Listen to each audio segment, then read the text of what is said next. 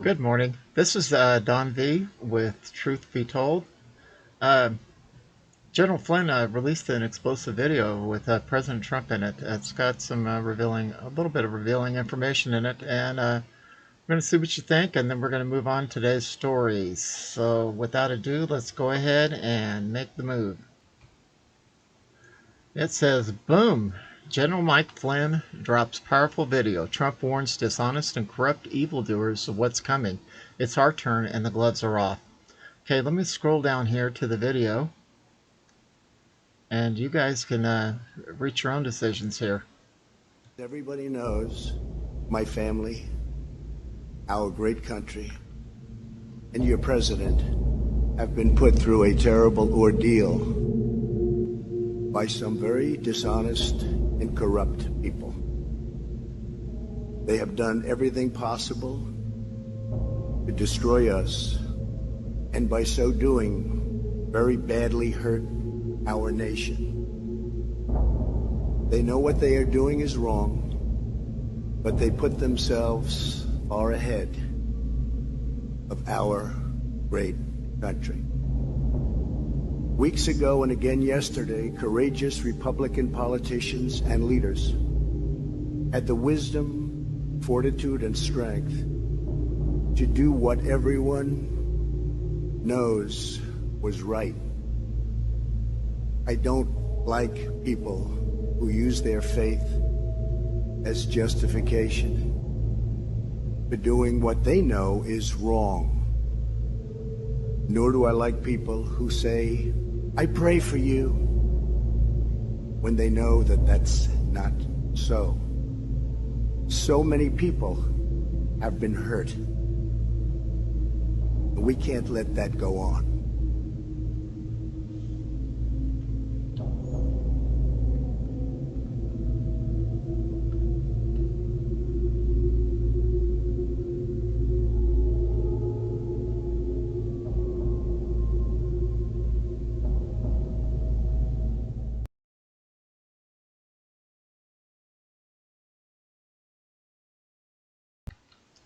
All I can say is, wow. It's starting to come out, and they're leaking it out, and the faucet's starting to open of information, and we're starting to find more and more and more of what's really been going on in this America and the world. Okay, well, let's move to the next story. In 2020, Indian scientists discovered that COVID-19 was engineered with AIDS-like insertions. Emails show Fauci called it outlandish, which led to the public study being withdrawn. A report from 2 days ago at the Great Game India claims the following. Last year, a group of Indian scientists discovered that the coronavirus was engineered with AIDS-like insertions. The study concluded that it was unlikely for a virus to have acquired such unique insertions naturally in a short duration of time. Readers of the Great Game India would remember how we have published the results of the study. It attracted heavy criticism from social media experts to an extent that even the authors were forced to retract their paper. Even though a French Nobel Prize winner agreed with the findings of the study, it was withdrawn by its authors. French Nobel laureate Luc Moninger himself confirmed. Dear Great Game India, it appears that one of your study concerning HIV insertions inside coronavirus made it into the Nobel Peace Prize. Winner Luc Montagnier. He discovered HIV was nominated for a Nobel Prize in 2008 and 9. He was inspired by an Indian group. Translation of the article from French to English from Moninger was the following. The coronavirus is a virus from a Chinese laboratory with HIV DNA, according to Moninger. Last year, a group of Indian scientists discovered the coronavirus is engineered with AIDS-like insertions. Now Fauci's emails reveal that it was Dr. Anthony Fauci himself who threatened the Indian scientists and forced them to withdraw their study. Wow, wow, wow. Okay, let's moving on to the next report here. It says every state should be audited. Now, a concerned citizen in Massachusetts uncovers election discrepancies. The 2020 election results in every state should be forensically audited using the same method that's taken place in Arizona now. I agree. We've reported on concerns with the results of elections in Massachusetts previously. This is how we discovered MIT PhD Dr. Shiva, who had uncovered an anomaly in the election results in the Senate primary in Massachusetts. He identified a pattern in the results in his 2020 primary and saw the same anomaly in the 2020 presidential results in Michigan. We already knew the results of the 2020 Senate primary were suspect, so when a concerned citizen in Massachusetts reached out to us with this story, we listened. Our readers shared that at the beginning of December 2020, and initially with a request made verbally and in person, he asked the Marshalltown clerk for elections reports for the 2020 local election and the November 3rd national election. He mentioned that he wanted the reports because he was intending to run for a local office in 2021. At first, he was given copies of files that were loaded onto memory sticks or thumb drives in what appeared to be an Excel-like format. These files were incomplete. For example, the local election had 1,400 voters, but the report only had 1,100 listed. Similarly, the November election had 16,000 voters, but he received a report indicating less than 13,000 voters participated. Then, after more requests and no response, our readers made a call to Secretary of Elections Division and described the situation. Within hours of that call, I received an email with several PDF files attached that are lists of names of persons that voted, although in some instances it is not clear if these persons that actually voted. The PDF file appears to be grouped into 6 precincts, but his town has 7. One precinct 5, is not included. Our reader received the following letter from the state to the local town representative encouraging the town to obtain all information and provide it to the requester. This hasn't been done. Okay, it's a redacted form here. Dear Mr. Steer, the office is counseled to the town of Marshfield. The town clerk, who is a records access officer for the town, provided what is believed were the responsive materials to initially on March 22, 2011. Complete materials included the raw data, emergency list of all the voters by precinct. She highlighted the data transfers issued below in her response. We can provide you another sample and the files if need be. It was sent in zip files, which could readily open and review. A zip file is like a compressed file.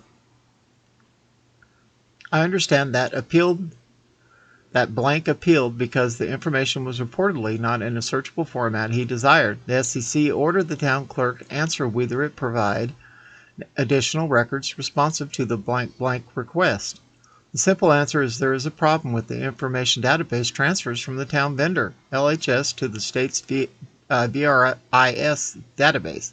The result is that there is an incomplete record at LHS, which the town clerk is diligently attempting to work through with the vendor LHS. There is a problem specifically with file transfers from LHS, which has all the correct information to the State Elections Division. The requester believes that he will not receive a clean report from the town clerk. However, if this is the case, then this is against public records law. Commonwealth of Massachusetts reached out to the clerk and encouraged her to provide adequate records to our reader, but it appears no one is interested in maintaining the law in this situation. Interesting. Okay. Peter Navarro unleashed. Fauci was mastermind of a cover-up. The cover-up was always greater than the crime. Former Trump advisor Peter Navarro joined Cortez and Pellegro Monday night on Newsmax TV. Navarro was locked and loaded and ready to unleash on Dr. Tony Fauci. According to Navarro, Dr. Fauci was wrong about most everything from the get-go. But what Navarro said tonight would be making headlines across the country if we had a real mainstream media and not the horrible hacks in charge today. Can't say that word. First time I met with Dr. Fauci was on January 28th in the Situation Room. I immediately got into a strong argument with him. I was for the travel ban, and the president sent me there to argue it. He was dead set against it. I won that particular argument, and the travel ban saved hundreds of thousands of lives. If we would have listened to Fauci, a lot of people would be dead right now. But the next thing was in February, there were two people who were sure that the virus came from a lab. It was Tom Cotton and myself. Maria Bartiromo in the media facilitated that, and all we got was a raft of criticism. Here's the breaking news. Fauci was part of the cover-up to try to shut me and Cotton up. And what he did was two things. He did it right at the White House, at the press briefings. He basically denied that this thing came from the lab, lied to the American people when he knew it, did, and then he actually orchestrated a scientist who said that the thing was genetically engineered and from a lab. He actually recruited them to say just the opposite. So breaking news, Fauci, he was a mastermind of a cover-up. The cover-up is always worse than the crime. Okay, let's go ahead and go right to this video and see what you think here. Spread directly from a Wuhan lab and that China should pay for it is former White House trade advisor Peter Navarro. He has been openly critical of Anthony Fauci and how the NIH director was at odds with President Trump at every step of the pandemic. Navarro was the first to suggest temporarily halting incoming flights from China to prevent the spread and led the charge in securing enough PPE for Americans to fight the virus. He also maintains President Trump is the only commander-in-chief in modern history to ever stand up to the communist country.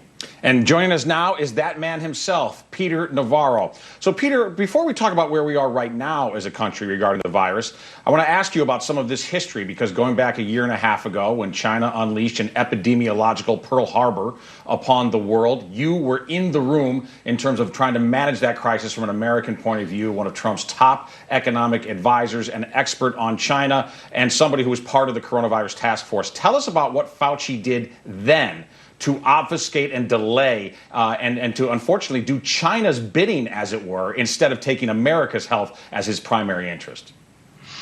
Jennifer's right. The first time I ever met Fauci was January 28th in the Situation Room. I immediately got into a strong argument with him. I was for the travel ban. The president sent me there to argue it. He was dead set against it. I won that particular argument. Travel ban saved hundreds of thousands of lives. If we listened to Fauci, a lot of people would be dead right now. But the next thing was, in February, there were two people who were basically pretty sure that the virus came from the lab. It was Tom Cotton and myself. Maria Bartiromo in the media facilitated that. And all we got was a raft of criticism. Here's the breaking news. Fauci was part of the cover-up to try to shut me and Cotton up. And what he did was two things, and he did it right at the White House. On the press briefings, he basically denied that this thing came from the lab, lied to the American people when he knew it probably did. And then he actually orchestrated a chaos that the scientists who said that thing was genetically engineered and from the lab, he actually recruited them to say just the opposite, Steve. Right. Breaking news, Fauci, he was mastermind of a cover-up. The cover-up is always worse than the crime. Wow. Wow, wow, wow. And so truth finally ekes its way into the fake news networks, and we start hearing about what's really going on and been going on. At any rate, let's go ahead and move on to the next story. U.S. Fed seized most of $4.4 million in Colonial pipeline ransom from Bitcoin wallet. Deputy Attorney General Lisa Monaco. Well, isn't this interesting? The Justice Department on Monday announced it seized most of the $4.3 million in Bitcoin ransom Colonial pipeline paid to hackers. Great. That's really good news. The largest U.S. refinery shut down 2 crude units in Port Arthur, Texas last month after hackers caused the Colonial pipeline to shut down. Colonial Pipeline paid the $4.3 million in Bitcoin to the hackers before announcing it would restart its operations again. The FBI said Monday during a presser the Bureau was able to identify the Bitcoin wallet used by the dark side hackers and recover $2.26 million. According to court documents, the FBI was able to identify the wallet through the blockchain public ledger. After Colonial Pipeline's quick notification to law enforcement in pursuit to a seizure warrant issued by the United States District Court for the Northern District of California earlier today, the Department of Justice has found and recaptured the majority of the ransom Colonial paid to the Dark Side Network in the wake of last month's ransomware attack, Deputy Attorney General Lisa Monaco said on Monday during a press conference. Today, the FBI successfully seized criminal proceeds from Bitcoin wallet and that dark side ransomware actors used to collect a cyber ransom payment from a victim, FBI Director Paul Abbott said Monday. Oh, that's really good news. Really, really good news. We got a video here, but it's a long one, so I'm going to go ahead and move on to the next story. On Just the News, it says corporate welfare, Senate poised to approve billions for well-heeled computer chip makers. Now, why would they be giving billions to these chip makers? I realize that we got a chip maker crisis, and they need to get it out. But why do we have to pay China for this? China's security bill included $54 billion in aid for an industry that spends millions on lobbying and political donations, and reported record profits last year. Yeah, since they're selling them for like 4 times retail. The Democrat-led Senate is poised to approve as early as Tuesday a China security bill that will earmark billions in taxpayer subsidies to the well-heeled computer chip-making industry, which saw record profits last year and doled out millions in lobbying fees and political donations. The $54 billion in subsidies for chip makers inside the 1,445-page U.S. Innovation and Completion Act has them seeing an unnecessary corporate welfare program that could benefit such iconic brands as Intel, Qualcomm, AMD, and increase the government's reach over free market business. This bill will increase government influence over the private sector while weakening America by increasing our debt, said Senator Ron Johnson, Republican of Wisconsin, one of the legislation's fiercest critics. Democrats love spending other people's money and growing government. I have no idea why any Republican would want to help them do that. Exactly. The legislation filed by the Senate Majority Leader Chuck Schumer does not differentiate between foreign and domestic chip makers as recipients of the subsidies. The chip-making industry already has enormous wealth. Chipmaker Intel, for instance, gave $4.6 million in political contributions and spent $3.6 million on federal lobbying last year. In April of this year, Intel projected earnings of $4.60 per share, a revenue of $72.5 billion. Then what do they need this money for?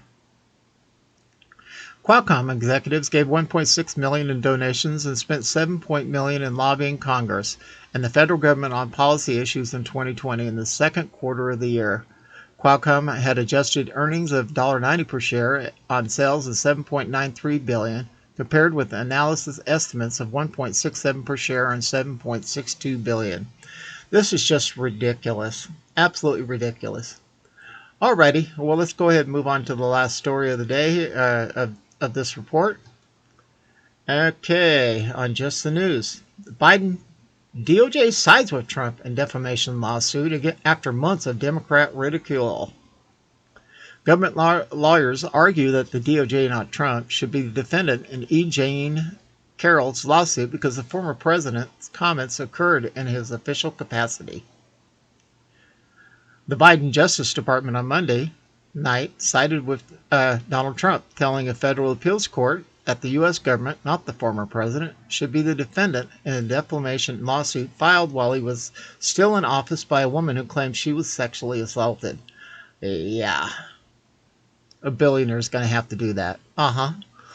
Trump's response to E. Jean Carroll's allegations was made in his official duties as president, and therefore shifting liability to the government. DOJ lawyers wrote in taking the same position as Trump's lawyers last year. The filing was remarkable because the then candidate, Joe Biden, criticized Trump's position during the 2020 campaign, only to have his own DOJ come to the same legal conclusion. Imagine that. Then President Trump's response to Ms. Carroll's serious allegations of sexual assault included statements that questioned her credibility in terms that were crude and disrespectful. Justice Department lawyers wrote in a brief on the Second U.S. Circuit Court of Appeals, but this case does not concern whether Mr. Trump's response was appropriate, nor does it turn on the truthfulness of Ms. Carroll's allegations. Rather, the lawyers argued the issue before the appeals court is one where liability rests when a government official makes statements during the normal course of work. Speaking to the public and the press on matters of public concern is undoubtedly part of an elected official's job. The government lawyers wrote, courts have thus consistently and repeatedly held that allegedly defamatory statements made in the context are within the scope of elected officials' employment, including when the statements were prompted by press inquiries about the official's private life. Interesting. Well, I guess that's about all we have on this video. Be sure to look later on this afternoon. I'll upload this afternoon's stories and report on them. Thank you for joining Truth Be Told. This is Don V, and we are out of here.